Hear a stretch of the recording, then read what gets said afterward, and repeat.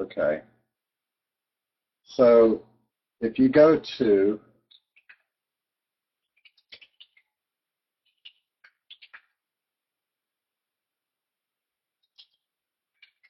meshing, surface NURBS, subduction. This is one we're doing now. Huh? You see qubit? You see qubit. What do you see? You see qubit. Oh, shoot, that's not what I meant to do. I thought I said, let me try this again. I thought I said display number 2. So still qubit? Nope. Okay, I must have pressed the wrong button. Okay, so what we have here are several surfaces, and we've just defined them with sets of points.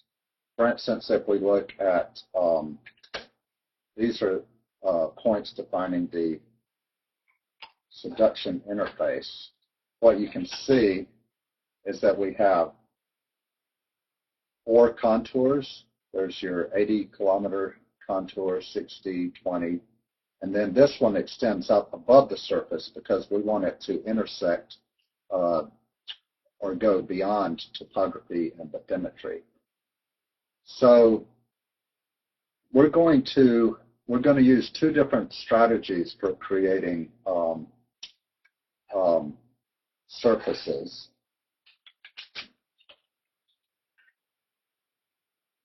First,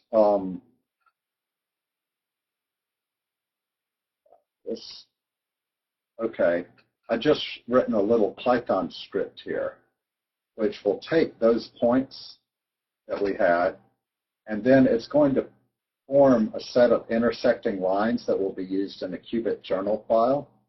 So we'll have lines that go down the profiles, and then we'll have lines that follow along the contours. And all that this little Python script does is takes that and forms it into qubit commands. So it just loops over the contours, loops over the profiles, and then writes the commands. And then at the end, we'll have these intersecting sets of lines, and we'll use what's called the net surface in qubit to create this. So I'll go ahead. Now let me, actually, if I do this, you see qubit now, right?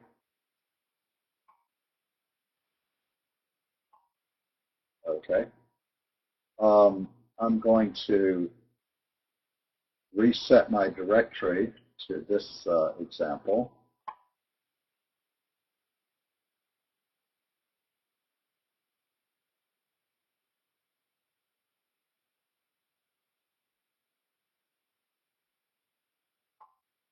Okay. And we'll open up the journal file. It's here. Oh, get rid of that one.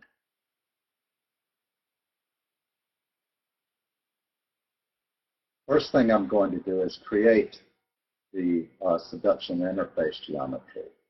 So this is the end result of that Python script I ran. And so all it does is creates a set of curves here. So these, you can see, this curve is a contour. So these first few are contours, and then these others are profiles. So I'm just going to go ahead, create those spline curves. Oops. So there we are. We have these contour curves and then 3 profiles. And then we're going to create a net surface out of that.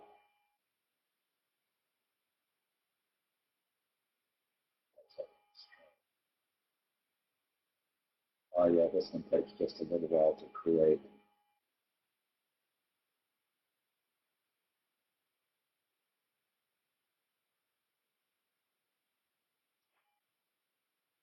didn't mention that the first thing that you were supposed to do was run this Python script, but I've already run it. So the input was these interface points, and the output is this interface netcert journal file.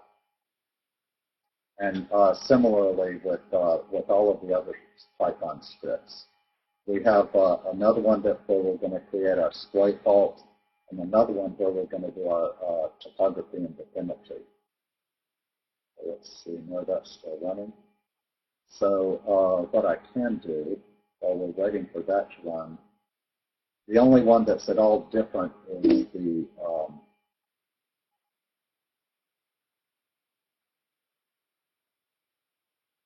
is the splay fault.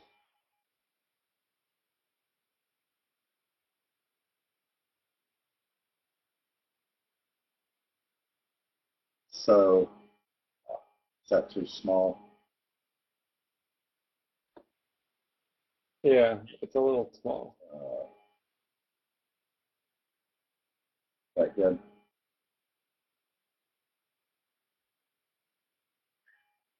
So this one's going to read in splay points, which we can see over here.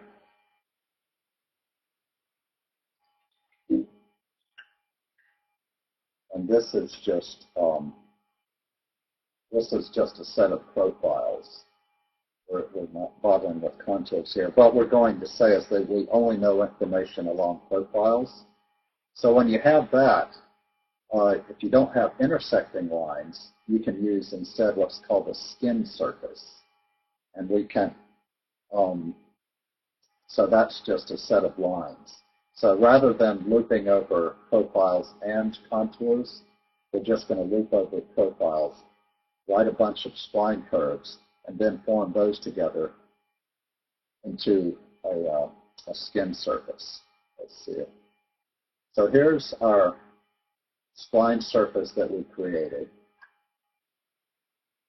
And then finally, we want to use this later. So we can delete the curves, which are no longer needed. Then we'll export the surface.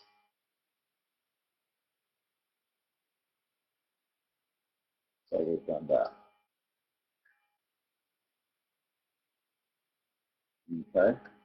So now we'll go ahead and create the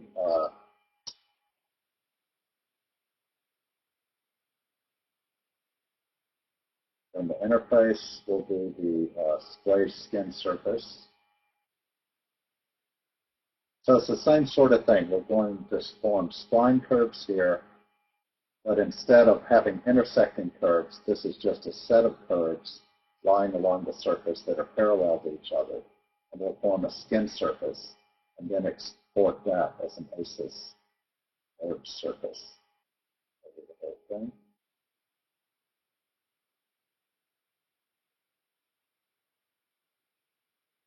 Okay. So there's our splay fault right there. And then finally, the topography and bathymetry, we did the same way as the subduction interface. That's going to be another net surface.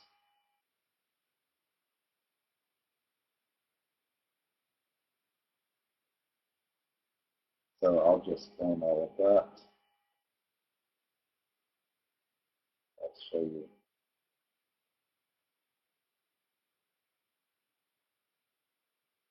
Okay. So it looks flat, but there is actually a little bit of topography in there. And then finally, we'll export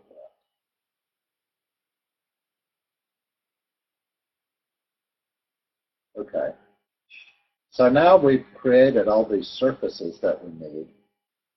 What we really want to do is to create our geometry for our volume. So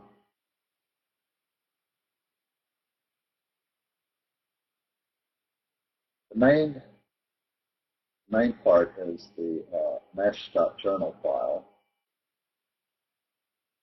But again, the first thing it does is plays back the geometry file, so we'll look at that first.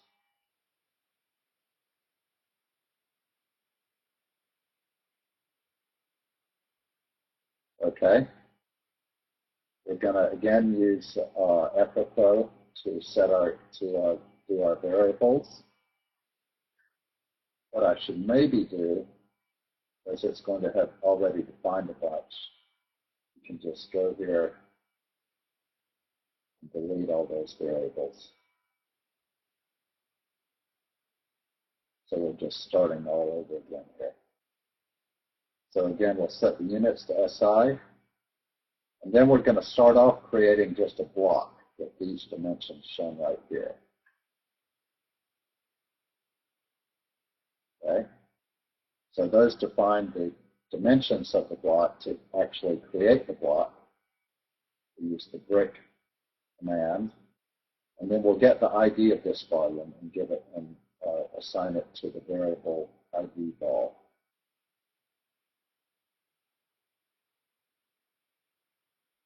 So there we go. There's our brick. Now what we're going to do is move it down so that we can, by default, it will put the center of it at 0, 0, 0. So we want to move it downward so that the top surface is closer to being z equals 0. Actually, no, it looks we're moving at x. All right. So we'll go ahead and move it.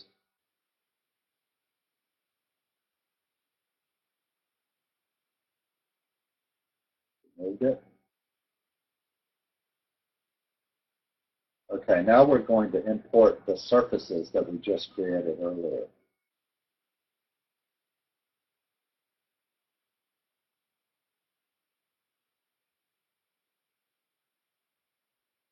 It takes a little while for this to happen.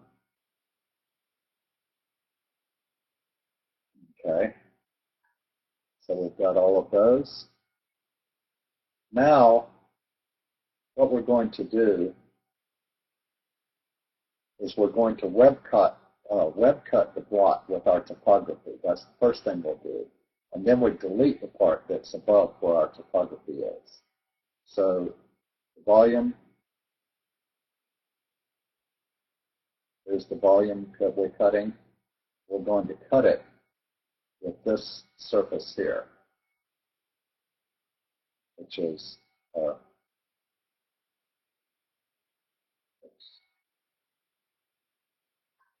topography.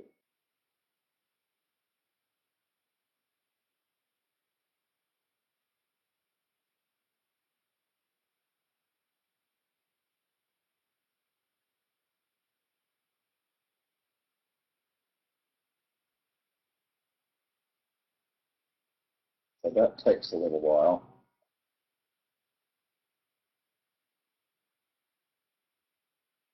While that's going, have any questions popped up?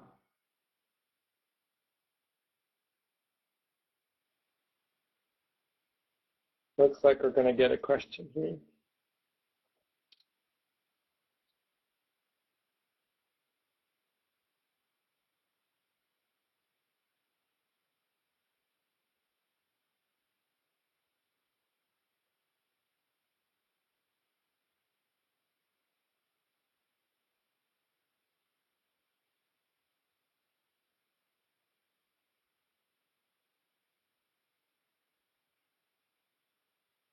So the question is, if you make a mistake connecting the surface, is there any way to check the topology?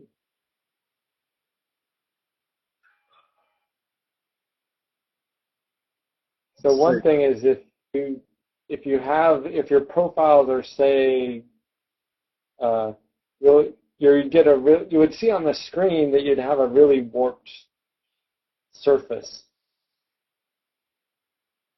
So in general, you'll see it on the screen and realize that something's wrong, and that's where using journal files really saves you compared to just doing everything for the graphical user interface, because it's pretty easy then to correct the journal file and realize, oh, I had the wrong point ID or the wrong surface ID or curve ID, and go back and fix it.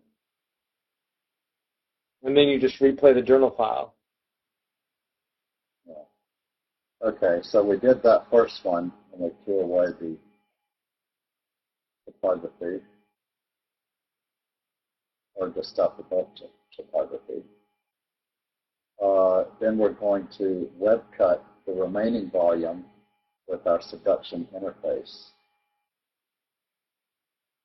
And then once you've done it, you can delete the body that you were cutting with, because you don't need it anymore. So we deleted our topography body. Next, we're going to cut, let's see.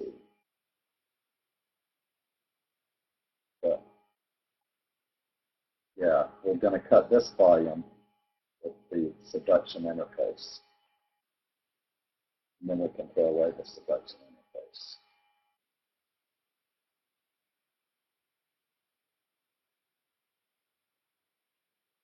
And again, it'll take a little while.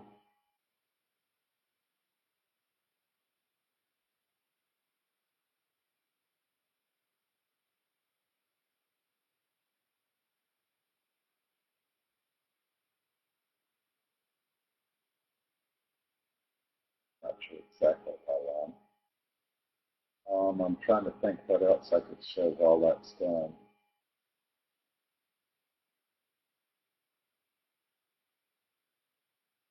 So we've gone through this, and all of these little Python scripts are kind of similar. They're just taking the coordinates and putting them into these create curve spline commands.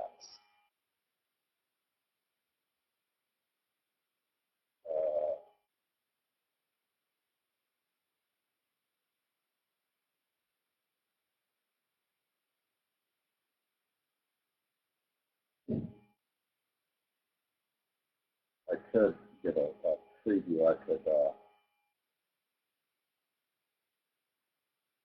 ahead and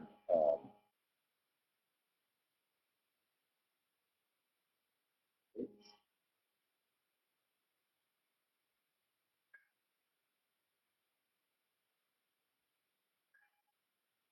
Yeah.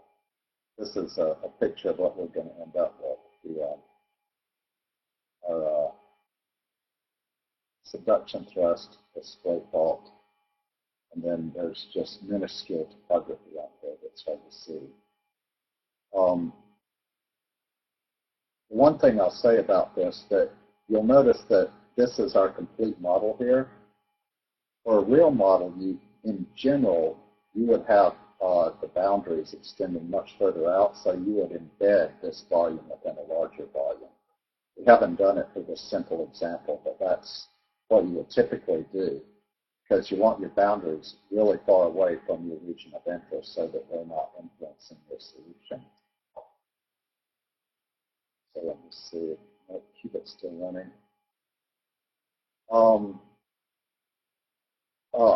And the other thing that you would do, which will come up in our final problem today, is you would grade this mesh. You would probably want variable mesh resolution. And that's the sort of thing that we'll be talking about in the last example, where in the first case, we're using a spatial database that could also be used by Pylo, and we're using that to assign to determine what sort of mesh size you want. So here, you create a sizing function from the spatial database, and then you can take that a constant resolution mesh using this sizing function, bring it into Qubit, and then use that to determine to create a new mesh with variable mesh resolution. So that's from a spatial database. And then the other example is going to be when we have an analytical function that can also be used to define the sizing function. I think we might have finished. Yep. So we've done all of our, oh, no, we haven't. We still have to do edit with the sheet surface, or with the state fault.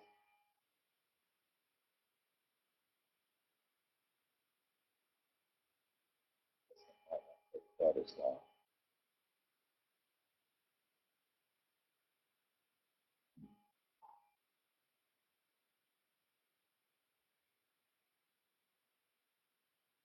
Yeah, unfortunately, these things involving web cutting with merged surfaces, really handy, but it does take a while, and the more complex the surface, the longer it takes. These are really simple surfaces. The other thing is I'm running on a really old laptop, so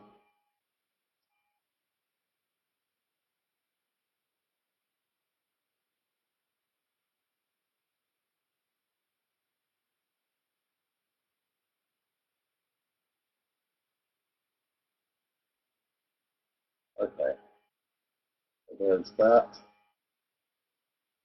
Then the last thing to do is to imprint and merge everything, and then we're done with the geometry part.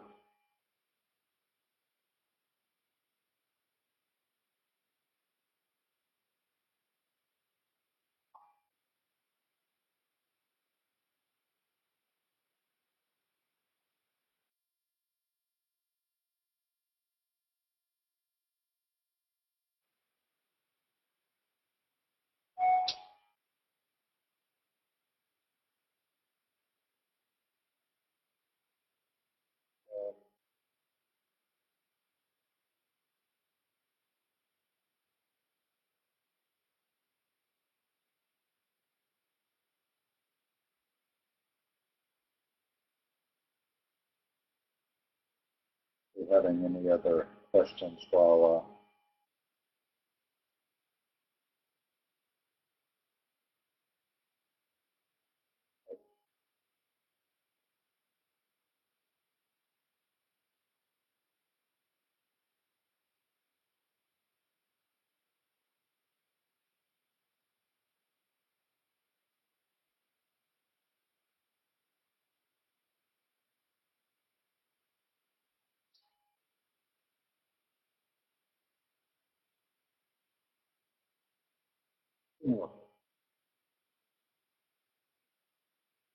maybe this will go faster on your laptop, Brad.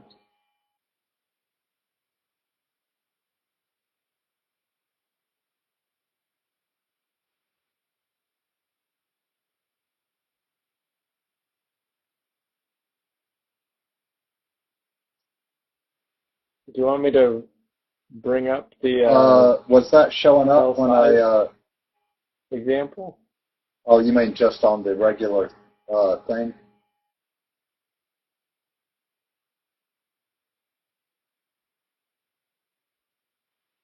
Well, I could bring up Okay. Qubit Online, and you could talk through the Well, cell size one while we're waiting. yeah.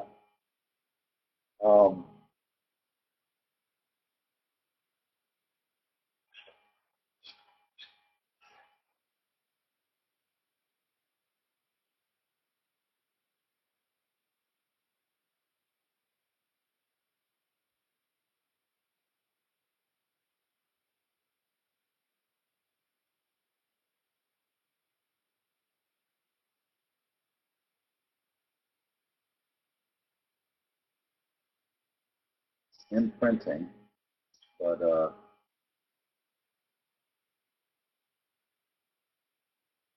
what I could do, well, I don't know. I hate to mix because I could look at the cell size stuff, but I kind of hate to mix together different problems.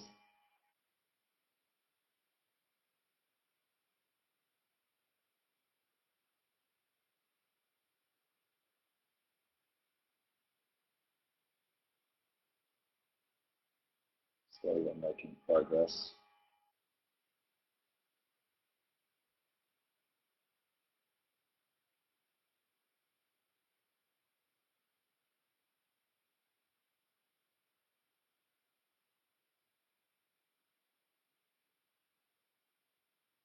I think imprinting. That's merging.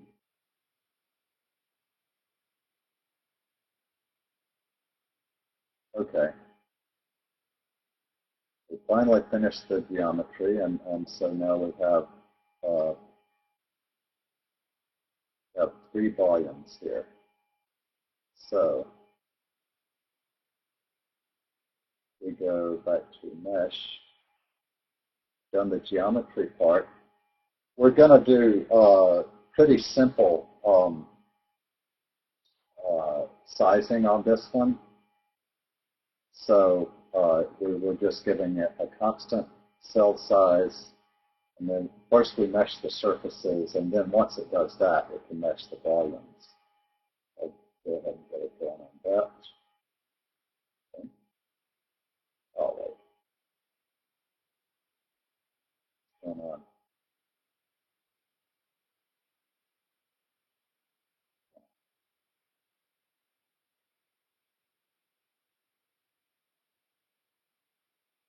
That's not bad.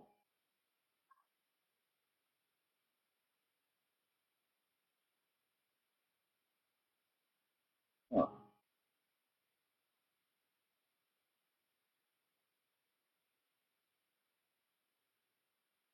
There we go. Okay. Let's start meshing this up.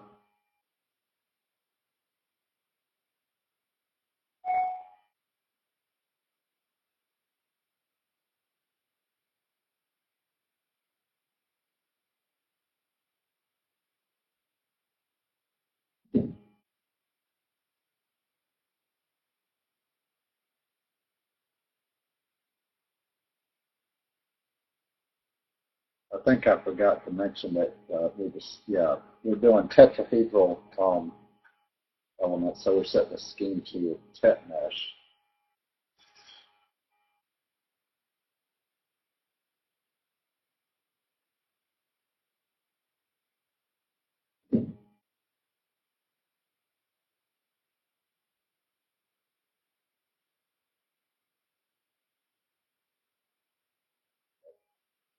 Working.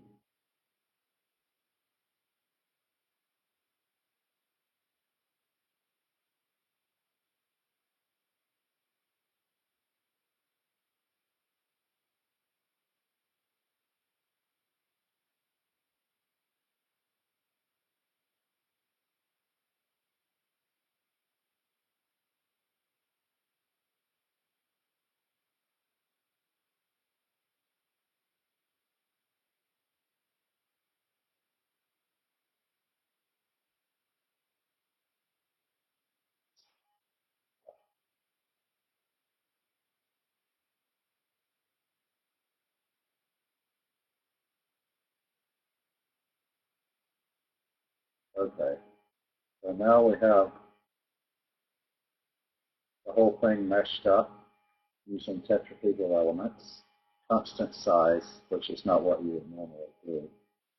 And I think this will take down a bit.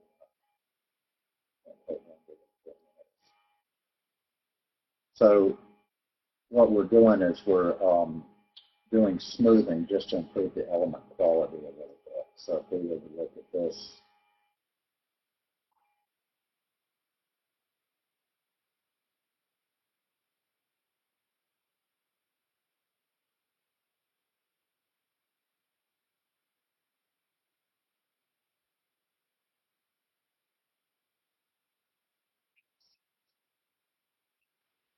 oh, am I?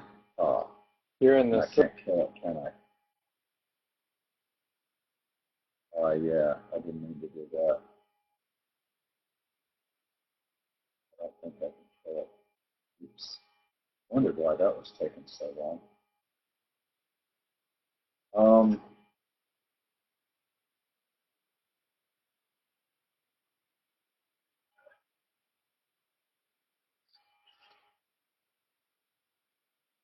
I'm not going to bother when it comes back.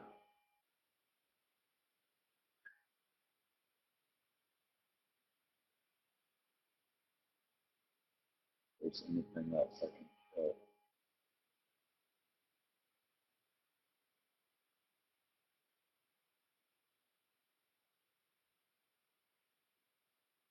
Option to refine. The question is there an option to refine the mesh using? Yeah, you can.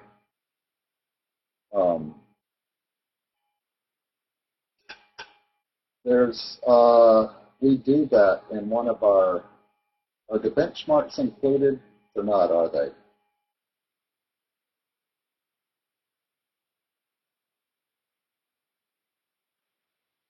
The benchmarks are in the repository. Yeah,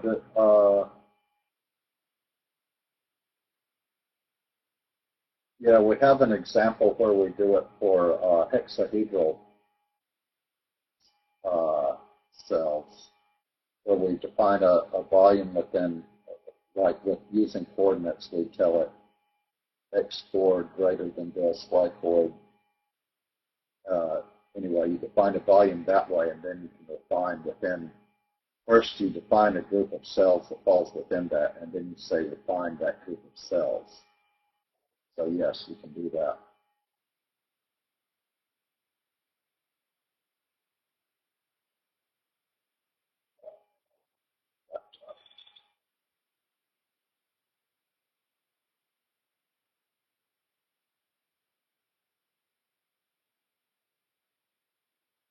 I think I might be page swapping.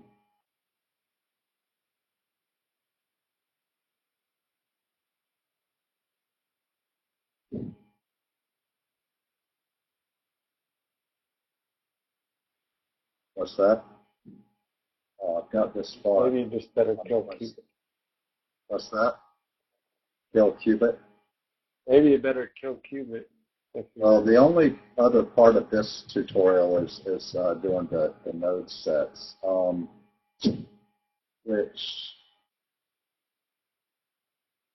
see, I might be able to, I already done this on my Linux machine. I could,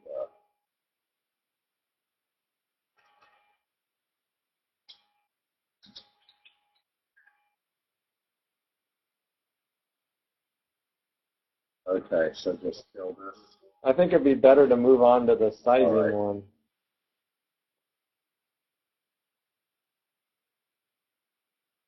Okay. In that case, I will